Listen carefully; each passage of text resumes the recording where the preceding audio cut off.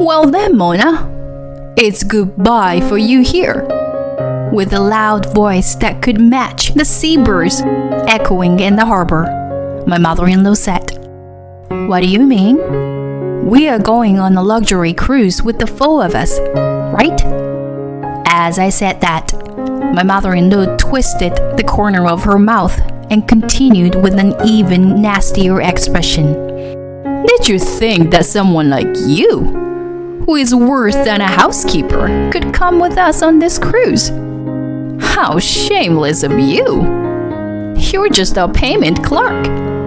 A useless daughter-in-law doesn't need entertainment, and you can't spend a vacation at the same level as us. You're so stupid for not even understanding that. I didn't say anything to her terrible arguments. In everyday life, where I was always being bullied without anyone on my side, I had already given up hope. My mother-in-law laughed rudely and got on the ship in a vacation mood. Beside her, my father-in-law and husband didn't say anything. I stared at the three of them in silence, and as soon as the ship departed, I waved my hand and shouted loudly, Goodbye! I wish you good luck! Upon hearing that, my mother-in-law started shouting at me, but I just shrugged it off. You are about to embark the best trip I have set up for you. Well, it's the best for me anyway. Enjoy the revenge that I have planned for you, disguised as a surprise. The details will be revealed once you arrive. My name is Mona, a 38-year-old working housewife. I work as a clerk at a medium-sized enterprise. I have been married to Andrew for 7 years. Andrew and I were originally friends from our student days. We lost contact after graduating from university, but we started hanging out occasionally after we coincidentally met on the street. We started to develop feelings for each other and began dating about a year after we reunited. Andrew told me a secret shortly after we started dating. He revealed that he was infertile. He said with a gloomy expression, If I'm with you, we won't be able to have children. However, I wasn't bothered by it. I never really wanted to have children myself. And I thought that if we didn't have children, we could still find our own happiness. So now, after 7 years of marriage without children, we are living a peaceful married life as a couple. At the same time, however, we are constantly troubled by our relationship with my parents-in-law. Our house is located right across my parents-in-law's house, and since Andrew also works for the company that his parents run, we often interact with them. I'm not complaining about that. The problem is that both of my parents-in-law treats me coldly.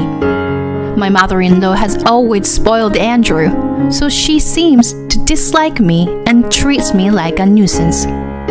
She also tries to push household chores onto me, which is a common story. Mona, I'm busy with work, so you could do the laundry and cleaning for me. Oh, you don't have to cook. I can't eat the food you make anyway.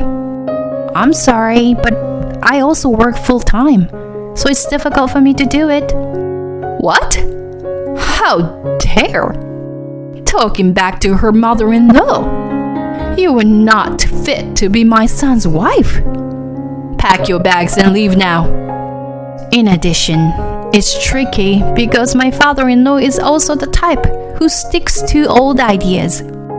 Until when are you planning to work, Mona? You're getting old, so have a child quickly. Seriously, what kind of education have you received so far? Even so, times have changed. You can have a happy home without children. That's not the issue. If you say things like that, I'll contact your company tomorrow and have you quit your job to have a child. My in-laws are stuck in old days, which makes it difficult. I try to respond politely, but they give me twice as much in return. So I just ignore them. Andrew acts like he doesn't know anything about their behavior. He is mild-mannered and doesn't like conflict, but that's not always a good thing. He thinks that if he supports me, he doesn't know what his parents will say. So, he pretends not to see it and sometimes even agree with his parents. I hate to say it, but most of the reason we don't have children is because of my husband's infertility. Andrew asked me not to tell his parents, so I didn't. Yet, I'm sad that he doesn't defend me when they criticize me. Despite all this, I still love Andrew. He's a good husband who makes dinner for me when I come home late and makes time for us to go out on weekends. We both love traveling and have visited many places in our 7 years of marriage. One day, my husband handed me a brochure. Mona, don't you want to travel in a luxury cruise ship? I have never been on one before, although I have been on a ferry. That sounds like a lot of fun. But we can't come up with that kind of money right away. Well, let's plan to go in 2 years then. Let's save up and work together until the summer of 2 years from now. Well, he's right. We should be able to save enough money in 2 years. Okay, let's do that in 2 years. From then on, my husband and I focused on saving money.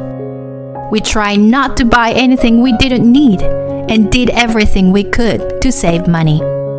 And then, when it was 6 months until the trip, my mother-in-law suddenly visited our home as usual. Hey, I heard that we're going on a luxury cruise ship, right? Have you already made reservations? If you don't hurry, you won't be able to make a reservation, will you? While I was surprised by my mother-in-law's sudden words, I asked her what I was wondering. How do you know?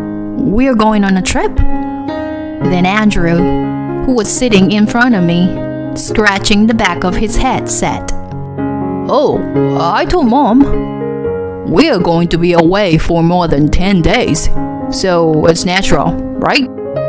Yeah, I understand that, but if they find out before we make a reservation, they might say they want to go. They want to come with us. And I wanted to keep it a secret from my in-laws.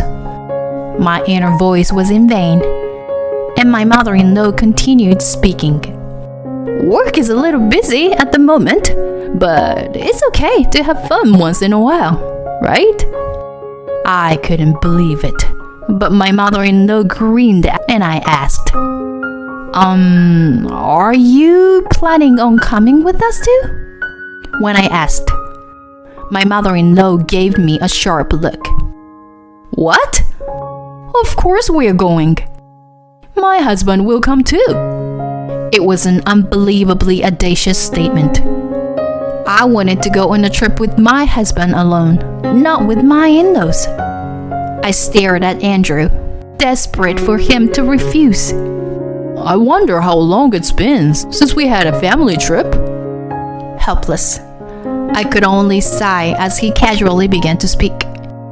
From then on, my in-laws frequently visited and made requests about the trip.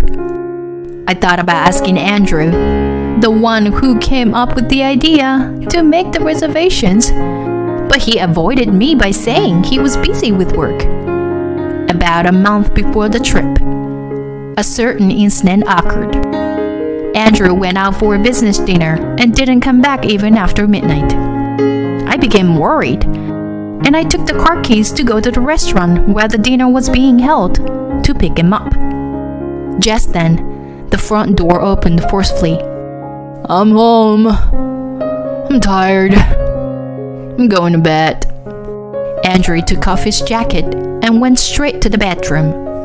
I was worried and had stayed up until late at night, but he was acting as if nothing had happened. Feeling lonely, I picked up his jacket and something fell out of the pocket. I hurriedly picked it up, and it looked like a small gift box. A message card was stuck between the ribbon. Without thinking, I looked at the card, and there were unbelievable words written on it. "Thank you always, Andrew.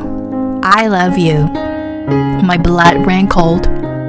Various questions circled around in my head.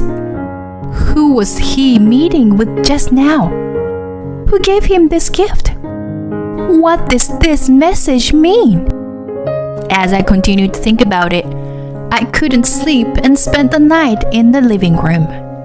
The next day, my husband woke up carelessly with a big yawn. I presented the gift box and message card to him. "What is this? Where were you yesterday? It wasn't a business meeting, was it?"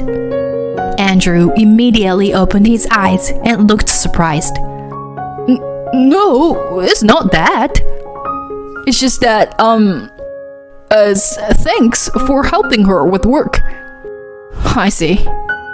That's quite a passionate thank you, saying I love you." When I said this, Andrew started stammering and repeating words. "No, that's not it. It's just that..."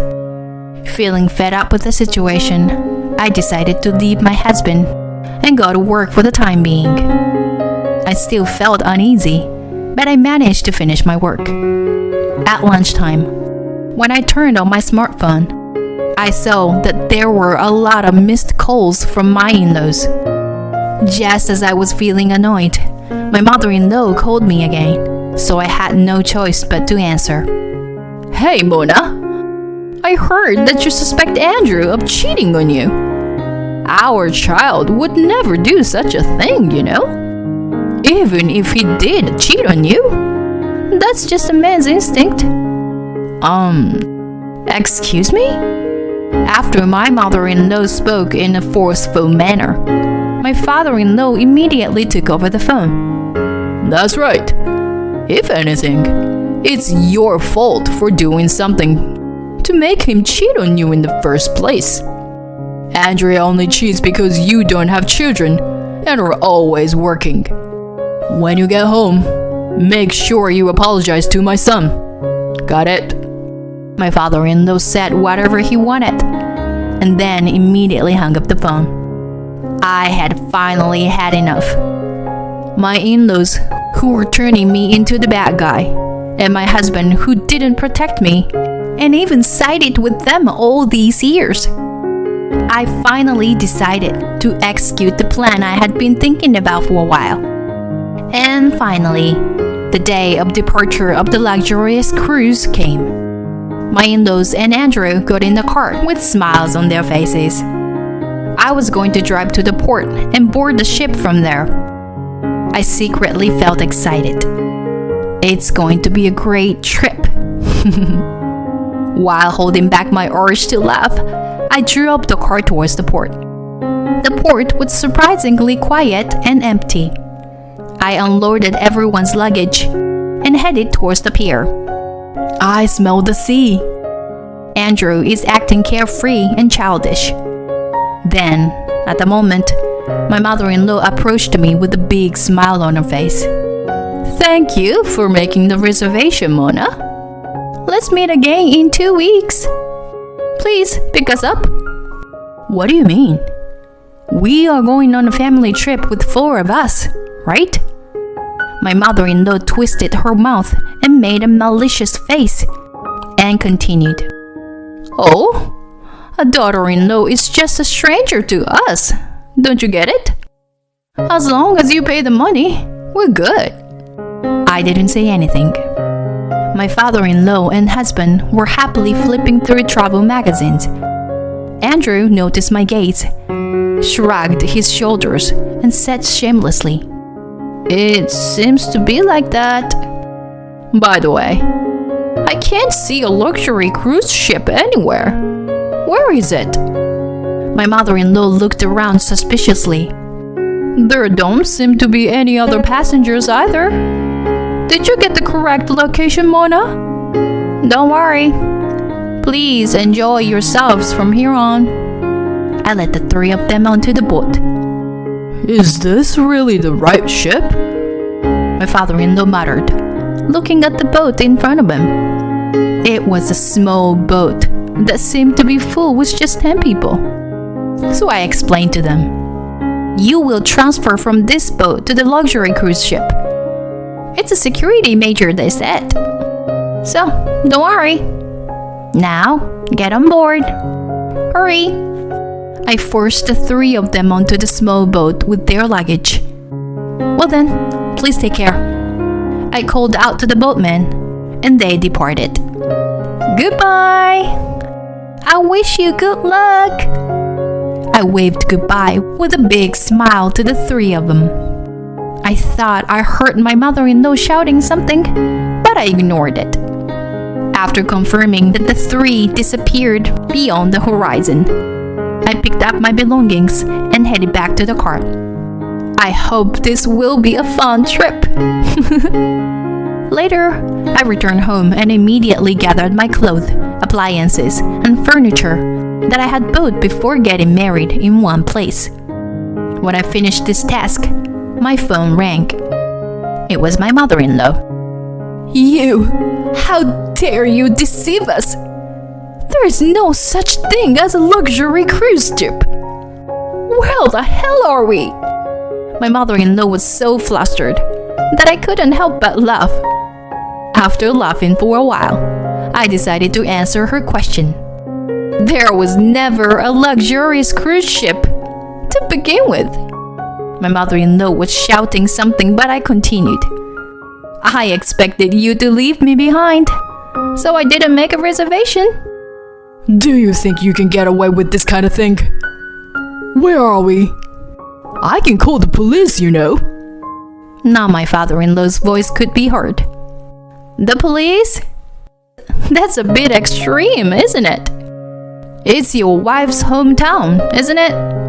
I just brought you to her hometown. Did you get to see Aunt Mel? Once again, my mother-in-law shouted. What did you say?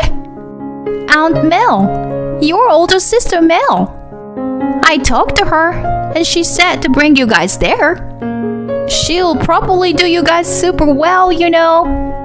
My mother-in-law's big sister Mel was like a mother figure to my mother-in-law and had a strong policy for dishonesty. Although we had only met a few times during family events, we got along well from the start. So, I decided to confide in her and tell her everything I had been through with my in-laws and husband. As I had anticipated, Aunt Mel was furious, but offered to help me. Soon, Aunt Mel's gonna come pick you guys up.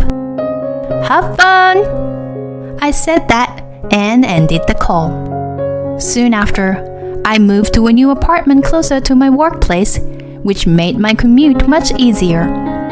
While moving, I gathered evidence of my husband's infidelity, which was easy to do, since he was careless and left plenty of evidence. By the time the move was over, I had enough evidence to support my divorce case, and with the help of a lawyer, we were able to successfully divorce. Of course, I also requested compensation for emotional damage caused by the affair. The lawyer, who went to meet my ex-husband Andrew, said that he looked devastated and worn out. Aunt Mel was a well-known sports instructor in the local community, and it seemed that she had been working my in-laws and Andrew to the bone from morning till night. They were now living a life that was as demanding as the life they had forced me to live. Aunt Mel said that if they genuinely repented, they could be released from their duties. However, my in-laws' family business had practically gone bankrupt, and they had nowhere to go. It was no longer my concern, though. I just hoped that I would never have to see them again. On the other hand, I recently met a kind and understanding man who accepted me, including my divorce and everything that led up to it. Once his work is less busy, we plan to get married. Although my path to happiness may have been long and winding, I look toward to living a happy life with someone who always puts me first.